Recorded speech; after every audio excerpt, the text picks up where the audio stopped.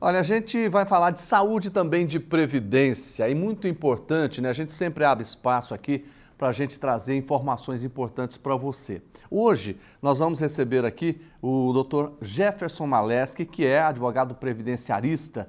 Dr. Jefferson, está tudo bem com o senhor? Tudo bem, é um prazer estar de novo aqui. Prazer é nosso em receber o senhor. Quando a gente fala nessa questão da saúde e da previdência, porque nós vamos tratar da questão da esclerose múltipla. Inclusive, esse mês as pessoas estão discutindo muito essa doença. Com relação à previdência, quem tiver esclerose múltipla, o que ela já pode pensar em relação à previdência? A previdência ela abarca as pessoas que têm esclerose múltipla em dois fatores, duas frentes, né? Que seria os benefícios previdenciários para quem contribui e os benefícios assistenciais para quem não contribui, né? Então, os previdenciários seria o auxílio-doença, aposentadoria por invalidez, auxílio-acidente, né? Talvez uma pensão por morte para os dependentes e a pessoa estaria coberta por esses benefícios. Já para os benefícios previdenciários seria o BPC, o benefício de prestação continuada, para quem tem essa doença, ele pode pedir para a pessoa com deficiência. Doutor, é claro que ela tem vários estágios, né? A esclerose múltipla, ela atinge, muitas vezes ela vai se agravando e até mesmo no começo da vida, né? A gente com 15, 16 anos de idade já tem esse diagnóstico. Por exemplo, se a pessoa começar a trabalhar, está aí com 19, 20 anos, descobriu 2 anos só de contribuição, como é que ele faz para receber benefícios da Previdência? Boa pergunta. Porque a esclerose múltipla, ela entra numa lista de doenças graves da Previdência. E por ela estar dentro dessa lista, ela é uma das poucas doenças que eliminam a carência. Aquela carência de 12 contribuições que a pessoa precisaria contribuir antes de pedir o auxílio-doença. Então, se ela descobre no segundo mês que ela tem essa doença e essa doença a incapacita para o trabalho, ela não consegue trabalhar mais por causa da doença, ela não precisa esperar 12 meses, ela não tem a carência. Certo. Agora, doutor, às vezes o estágio não está tão avançado, mas a pessoa que trabalha, por exemplo, como motorista, né? Às vezes ela tem um problema que aparece de repente e aí pode complicar a vida dela no trabalho, mesmo estando no estágio inicial. Se for uma profissão que exige todo o cuidado, aí se enquadra também? Não somente nesse caso. Esse caso é perfeitamente possível se, dependendo do tipo de trabalho dela, aquela doença no estágio inicial, ela afastar ela do trabalho. Ou também o tratamento. Porque o tratamento envolve remédios que têm efeitos colaterais, por exemplo, que a pessoa não pode dirigir, por exemplo. Um odontólogo, por Isso. exemplo. Então, se a pessoa está incapacitada para a atividade dela, ela pode pedir o benefício por incapacidade temporária. Mas às vezes a profissão dela não exige aquele cuidado todo, ela pode continuar trabalhando. Nesse caso aí a Previdência não atende? Nesse caso não. Sempre a Previdência ela vai olhar a incapacidade ou para aquela atividade que a pessoa exerce ou para todas as atividades dela. Então, a atividade que ela exerce não pode exercer temporariamente. Aí ela vai pedir o auxílio-doença ou benefício temporário. Agora, se ela não pode nunca mais exercer nenhum tipo de atividade, a doença já evoluiu para um grau mais grave, daí ela vai pedir uma aposentadoria por invalidez ou aposentadoria permanente. Doutor, por exemplo, às vezes o médico da pessoa indica que ela não deve continuar trabalhando. Aí ela vai passar por uma perícia e a perícia nega. Aí a gente tem uma contradição, né? Sim. 2 laudos médicos, um particular ou um do SUS, contradizendo o laudo do perito do INSS. Nesse caso, é possível levar para a Justiça para pedir uma nova análise de um perito judicial, onde vai ter um terceiro parecer. Para quê? Para que o juiz analise e veja qual dos dois tem mais chances de estar correto. Às vezes a pessoa está afastada, recebendo um auxílio, e aí eu queria saber do senhor o seguinte: quando terminou o auxílio, o médico dela disse, olha, você não pode voltar a trabalhar, mas aí ele não consegue fazer a perícia. Aí é o famoso limbo previdenciário, né? A pessoa tem a alta médica do INSS, mas ela ainda não está capaz de voltar. Sim. Aí tem a situação dela pedir a prorrogação do benefício, ela tem essa possibilidade. Nos últimos 15 dias do benefício, ela pode fazer o pedido de prorrogação. Faz pela internet? Faz pela internet. Inclusive, esse pedido de prorrogação, agora ele está automático. Para quem já passou numa primeira perícia, né, lá atrás, mais de 6 meses atrás, o governo está renovando mês a mês. Automático. Basta a pessoa falar que continua incapacitada e essa perícia é renovada. Inclusive ontem saiu a portaria, né, falando que os pedidos até o final desse mês, até o dia 30, vão ser renovados automaticamente para quem pedir. Então é uma notícia boa. Mas para aqueles que vão ter que passar por nova perícia, seja perícia documental, que é o ateste médio, ou seja, perícia presencial, ele vai ter que fazer o pedido de prorrogação. Se não der certo, leva para o Poder Judiciário. Isso ele pode fazer também pelo telefone 135?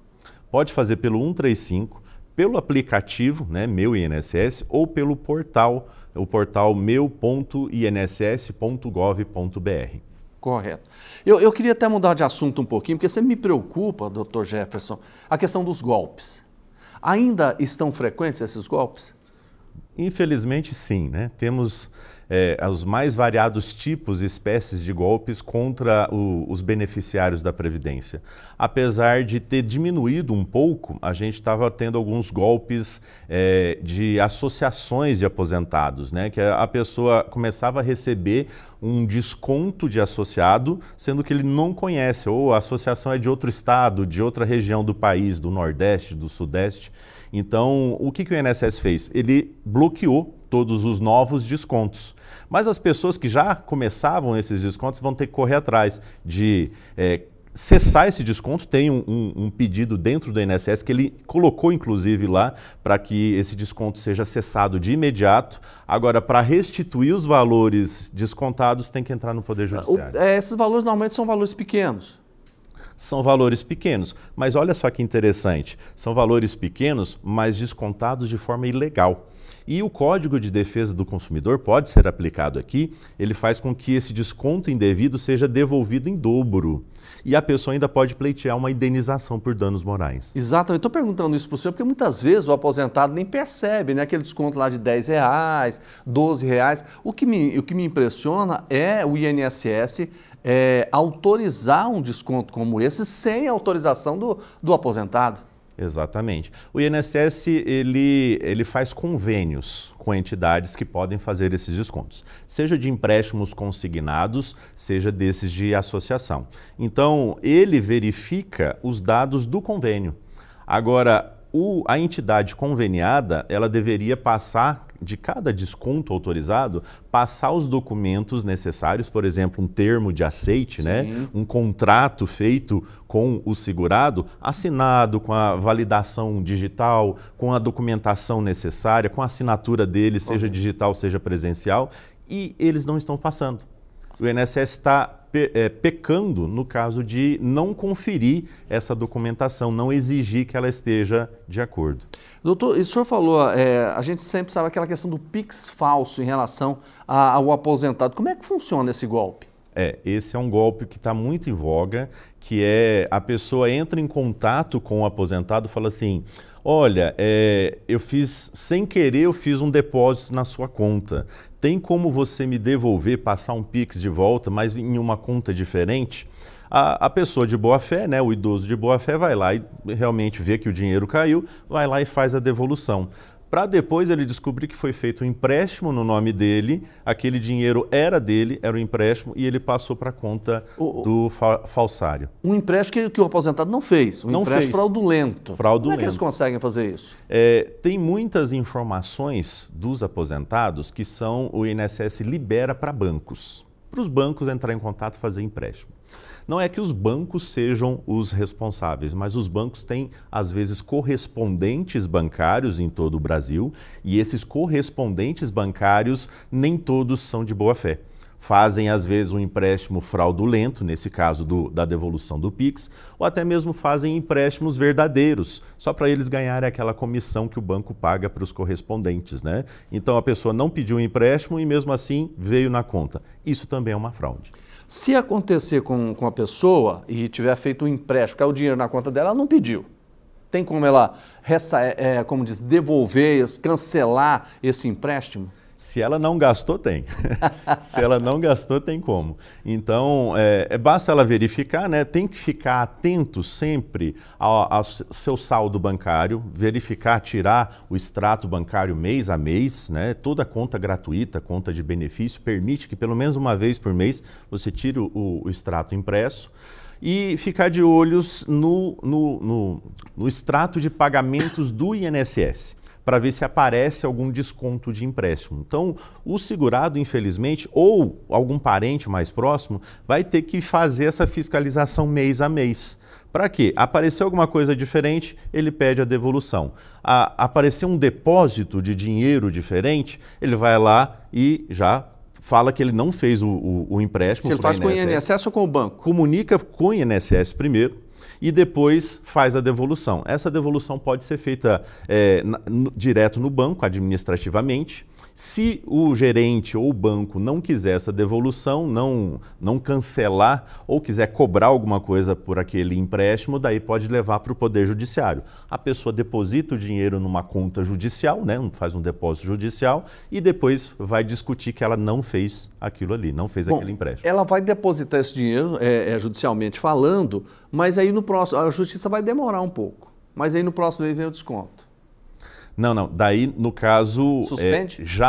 Quando vai entrar na justiça, faz um pedido de uma liminar para suspender os descontos porque o dinheiro foi devolvido. Imediatamente. Então, você devolver o dinheiro para alegar justamente que é uma pessoa de boa fé, para depois sustar os descontos. Agora, se a pessoa não devolve o dinheiro, continua na conta, ou se ela já gastou parte do dinheiro, aí fica mais difícil de devolver, porque vai se entender que ela aceitou. Se ela não gastou, porque às vezes a pessoa não olha lá o valor, ela fica lá na conta um tempo, né? Aí ela descobre 15, 20 dias depois, às vezes talvez até um mês. E aí, mesmo assim, ela tem esse direito porque ela não gastou o dinheiro. Sim, tem o direito. Se ela devolver o dinheiro integral, o quanto antes, né? A gente sempre fala que a boa-fé fica evidente assim que a pessoa descobre o problema. Se ela descobre com 15 dias, com um mês, ela viu ali que tem esse problema e logo de imediato tentou resolver, aí caracteriza a boa-fé e o Poder Judiciário vai entender que ela foi lesada naquela situação. Doutor Jefferson, tem notícia boa, né? A segunda parcela do 13º agora, está sendo pago agora, né? Exato. E sempre nos meses 4, 5 ou 6, né? Esse ano foi 5 e 6, liberaram do 13º, os aposentados vão poder fazer a festinha agora de Dia dos Namorados, né? Pois é, agora só não vai ter o 13º no fim do ano, né? Exato. Tem, geralmente, os novos aposentados, os novos beneficiários, quando ele entra no sistema, ele fica esperando. Ele recebe no mês de 5 e 6 e depois quer receber de novo em dezembro. Não é assim que funciona. Pois é. Eu quero muito agradecer ao Dr. Jefferson Maleski, que é advogado previdenciarista, né, explicando para a gente aqui, dando dicas sobre aposentadoria e principalmente sobre golpes, né, que é uma coisa que a gente sempre tenta alertar as pessoas. Infelizmente, os bandidos estão cada vez mais espertos. Aliás, ficam 24 horas pensando em como tomar o seu dinheirinho. Você tem que ficar esperto. Dr. Jefferson, muito obrigado pela participação do senhor. Eu que agradeço e fico à disposição sempre que precisarem. Nós também. Volte outras vezes para a gente falar de INSS aqui no nosso programa. Agora...